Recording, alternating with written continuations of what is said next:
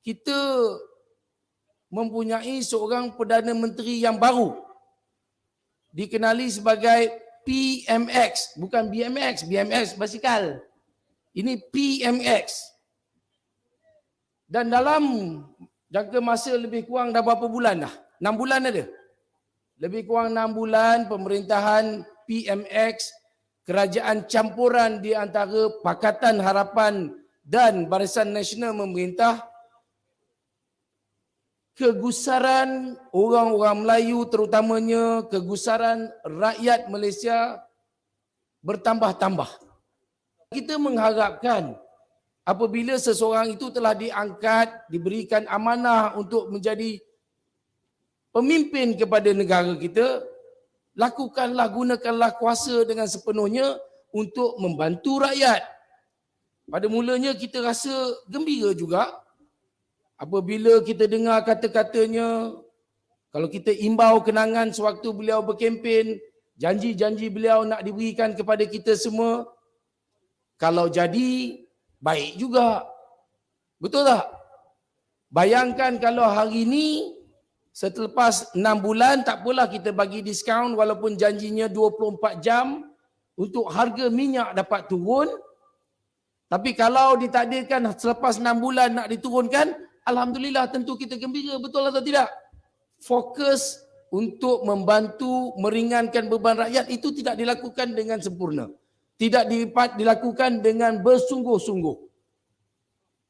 Maka tuan-tuan dan perempuan, di dalam pilihan raya negeri ini orang berkata, apa nak kita buat? Kerana pilihan raya negeri ini hanya berlaku di 6 buah negeri. Di Terengganu, Kelantan, Kedah, Pulau Pinang, Selangor dan juga Negeri Sembilan. Kalau kita ubah semua sekalipun, kalau kita kekalkan ketiga-tiga kerajaan di Kelantan, Terengganu dan Kedah, dan kita tukar kerajaan di Pulau Pinang, di Selangor dan juga di Negeri Sembilan, PMX tetap berkuasa.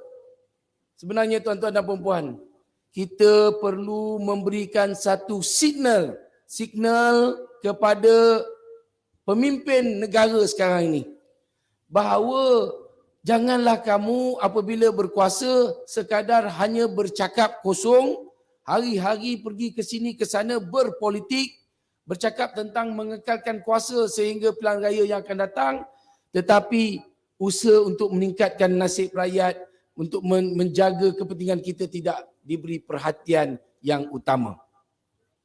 Kalau kita jadi Menteri Ekonomi, kita hanya perlu bijak merangka formula. Allah sayangku. Kita perlu merangka formula semata-mata. Apa jadi pada formula tu tak penting. Kita merangka formula.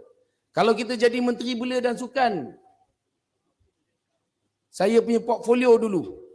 Apabila nak pergi kepada satu-satu tamasya sukan tu, menteri sendiri yang akan membuat pengumuman. Kita akan cuba mencapai sasaran 40 pingat emas. Semua orang dengar betul atau tidak? Semua dengar.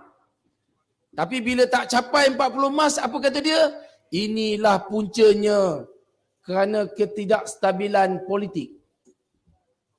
Dia yang cakap sebelum tamasya sukan nak capai 40 emas. Bila tak capai 40 emas, katanya masalah ketidakstabilan politik.